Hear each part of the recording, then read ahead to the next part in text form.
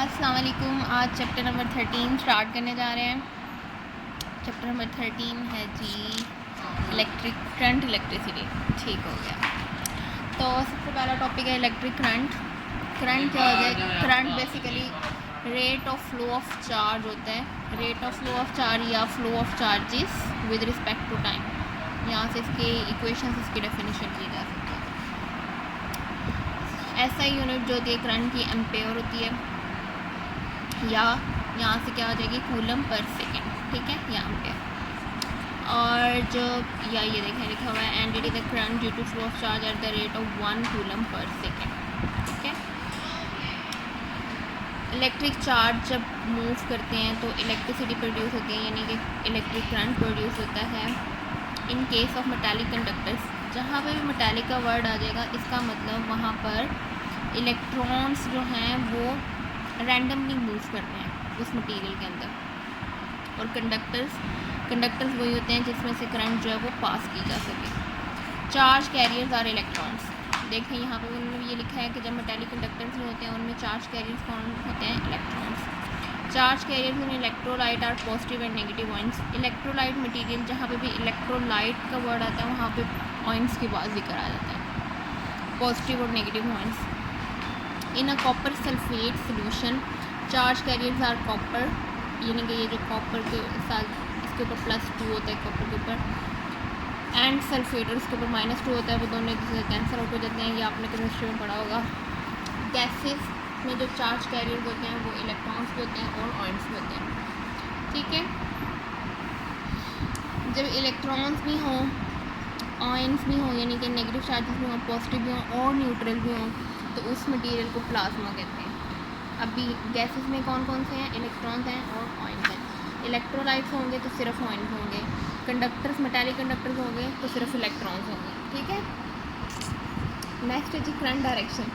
Current की direction, conventional direction क्या होती है? करंट पॉजिटिव से नेगेटिव की तरफ फ्लो करता है। ठीक है, एक होता है इलेक्ट्रॉनिक करंट और एक होता है कन्वेंशनल करंट। देखते हैं इसमें जिक्र है कि नहीं। Early scientists regarded an electric current as a flow of positive charge from positive to negative terminal। शुरू में साइंटिस्ट समझते थे कि फ्लो ऑफ पॉजिटिव चार्ज हो रहा है पॉजिटिव से नेगेटिव टर्मिनल की तरफ थ्रू एन एक्सटर्नल सर्किट में। Later on it was found that current in metallic conductor is actually due to the flow of negative charge carriers called electrons. फिर उन्हें आहिस्ता आहिस्ता पता चला कि जो चार्ज कैरियर्स हैं बेसिकली वो क्या हैं? इलेक्ट्रॉन्स हैं, कोई पॉजिटिव चार्ज नहीं है। कहाँ चला गया? Electrons moving in the opposite direction that is from, और वो नेगेटिव से पॉजिटिव टर्मिनल ऑफ बैटरी जाते हैं। But it is a convention. फिर हम लोगों ने ये कन्वेंशन बना दी कि हमने कौन सी डायरेक्शन लेना शुरू कर दी? पॉजिटिव से नेगेटिव तरफ। This current is referred as conventional current. इस करंट को कन्वेंशनल करंट कहते हैं जो हमने खुद से कन्वेंशन बनाई है। It has been found experimentally that positive charge moving in one direction is equivalent in all external effects to a negative charge moving in the opposite direction. जितना पॉजिटिव चार्ज मूव कर रहा होता है उतना ही negative charge opposite direction में move कर रहा होता है। As the current is made by its external effects, so a current due to motion of negative charges after reversing इस direction of flow of current can be substituted by an equivalent current due to the flow of positive charges. वही बात बार बार। अब conventional current की definition देखते हैं। Conventional current in a circuit is defined as the equivalent current which passes from a point at higher potential। higher potential वाला कौन सा point है? positive terminal। to a point at a lower potential वाला कौन सा point है? negative terminal। as if it represented a movement of positive charges, और ये positive charges की movement को represent कर रहा है। ठीक है, ये जो हमने conventional current डिफाइन किया। While analysing the electric circuit we use the direction of the current according to the above mention convention. जो हमने कन्वेंशन मेंशन किया उसी के मुताबिक हम उसके डायरेक्शन शो करेंगे। If we wish to refer to the motion of electrons we use the term electronic current. एक मैंने बताया था अभी, एक इलेक्ट्रॉनिक करंट होता है, कन्वेंशनल करंट होता है। इलेक्ट्रॉनिक करंट की अपोजिट डायरेक्शन होती है, यानी कि नेगेटिव से पॉजिटिव, और कन्वेंशनल करंट की होती है पॉजिटिव से नेगेटिव। यहाँ पे इस वाली डायग्राम्स में देखें दिखाया होगा, ये सेल है यानी कि बैटरी लगी हुई है, ये पॉजिटिव है ये नेगेटिव है। ठीक है, यहाँ पे इन्होंने कौन सा करंट शो कराया है, इलेक्ट्रॉनिक करंट। ये देखिए इन्होंने बताया कि इलेक्ट्रॉनिक करंट, देखिए फिगर 13.1 मैंने क्या बताया, इलेक्ट्रॉनिक करंट कहाँ से फ्लो करता है, नेगेटिव से पॉजिटिव की तरफ। कन्वेंशनल करंट होगा तो पॉजिटिव से नेगेटिव की तरफ, इलेक्ट्रॉनिक करंट होगा तो नेगेटिव से पॉजिटिव की तरफ। ठीक है, कंफ्यूज नहीं होना, ये इलेक्ट्रॉनिक करंट उन्होंने इस फिगर में दिखाया। नेक्स्ट है current through a metallic conductor. Metallic यानी मेटल्स के अंदर क्या होता है, अब वो देख लेते हैं। जब मेटल में करंट नहीं किसी किस्म का भी करंट फ्लो नहीं कर रहा होगा, यानी उसे किसी बैटरी के साथ कनेक्ट नहीं किया होगा, तब मेटल किस तरह का होता है, और जब उसको बैटरी के साथ कनेक्ट करते हैं तब मेटल के अंदर जो इलेक्ट्रॉन्स होते हैं वो किस तरह से मूव करते हैं। अब वो इसके अंदर डिटेल से उन्होंने बताया होगा, अब ये पढ़ लेते हैं। In a metal the valence electrons are not attached to individual atoms but are free to move about within the body। Metals में क्या होता है कि जो वैलेंस इलेक्ट्रॉन्स जो आउटर मोस्ट शेल में इलेक्ट्रॉन्स होते हैं वो एटम्स के साथ अटैच नहीं होते, बल्कि वो ईजिली फ्रीली मूव कर सकते हैं मटेरियल के अंदर, within the body material के अंदर। These electrons are known as free electrons. इन इलेक्ट्रॉन्स को फ्री इलेक्ट्रॉन्स कहते हैं। The free electrons are in random motion just like the molecules of a gas in a container. ये electrons बिल्कुल इसी तरीके से रैंडम मोशन होते हैं जैसे गैस के molecules. And they act as charge carriers in metals. और इन्हीं यही जो इलेक्ट्रॉन होते हैं बेसिकली ये चार्ज कैरियर होते हैं, इन्हीं की वजह से सारा फ्लो हो रहा होता है चार्जेस का। Speed of randomly moving electrons depend upon temperature.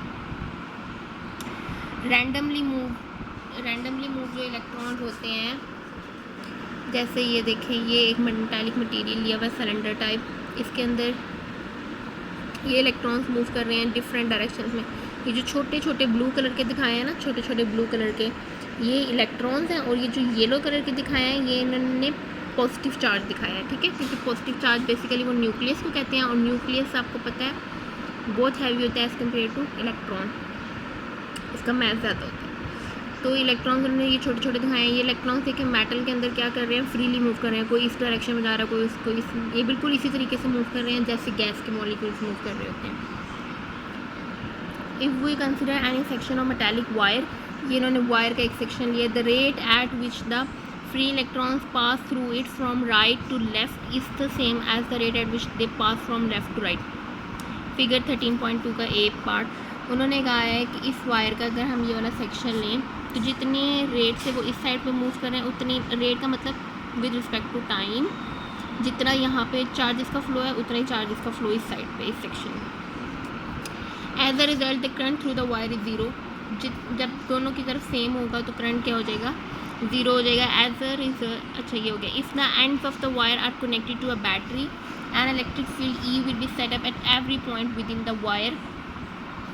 अब देखें इस वाली फिगर में क्या किया है, फिगर 13.2 बी में इस वाली फिगर के साथ इन्होंने इलेक्ट्रिक फील्ड जो है यानी कि बैटरी जो है वो कनेक्ट कर दी है, यानी कि इसको बाहर से पोटेंशियल दिया जा रहा है। अब जब इन्हें पोटेंशियल दिया जाएगा, ये पोटेंशियल मैंने कन्वेंशनल करंट लेना है क्योंकि हम लोगों ने तो ये पॉजिटिव से नेगेटिव की तरफ फ्लो करेगा जब यहाँ से इस तरह, इसलिए ई की भी यही डायरेक्शन है। जब फर्स्ट चैप्टर पढ़ा, चैप्टर नंबर 13, वहाँ पे भी ई की डायरेक्शन पॉजिटिव से नेगेटिव की तरफ ही थी। ठीक हो गया। अब जब यहाँ पे इस तरफ फ्लो करना शुरू किया तो ये सारे जितने भी इलेक्ट्रॉन्स हैं ये इसकी डायरेक्शन में, इलेक्ट्रिक फील्ड की डायरेक्शन में अलाइन होना शुरू हो जाएंगे। अभी शायद यहाँ पे डिटेल्स में लिखा हो, the free electrons will no experience a force in the direction opposite to E, sorry E की ऑपोजिट डायरेक्शन में फ्री इलेक्ट्रॉन्स, मतलब ये इस तरफ ई है तो ये ऑपोजिट डायरेक्शन में क्या होंगे, इनके ऊपर फोर्स लगेगी। As a result of this force the free electrons acquire a motion in the direction of minus E, यानी कि इसकी ऑपोजिट डायरेक्शन में। ई की डायरेक्शन अगर ये वाली है तो फ्री इलेक्ट्रॉन्स इसके ऑपोजिट डायरेक्शन यानी इस डायरेक्शन में अलाइन होना शुरू हो जाएंगे। It may be noted that the force experienced by the free electrons doesn't produce a net acceleration because the electrons keep on colliding with the atoms of the conductor। कह रहा है कि ये जो इलेक्ट्रॉन्स हैं यहाँ पे नेट एक्सीलरेशन नहीं होगा, यानी कि करंट ज़ीरो नहीं होगा। क्यों ज़ीरो नहीं होगा, क्योंकि ये वाले सारे इलेक्ट्रॉन्स एकदम से इस तरह इस डायरेक्शन में सेट नहीं होंगे, बल्कि ये कुछ इसके साथ, इसके एटम्स के साथ भी स्ट्राइक कर रहे होंगे, यानी कि ये येलो वाले के साथ और कुछ वॉल्स ऑफ द वायर के साथ ही। अच्छा जी, कहाँ चला गया? The overall effect of these collisions is to transfer the energy of accelerating electrons to the lattice with the result that the electrons acquire an average velocity called the drift velocity in the direction of minus E, यानी कि ई के opposite direction में ये सारे electrons जो हैं accelerate हो गए, यानी कि इसके ऑपोजिट अगर ई इस तरफ है तो सारे इलेक्ट्रॉन्स जो हैं वो इस वाली डायरेक्शन में मूव करेंगे और एक नेट एक्सीलरेशन होगा।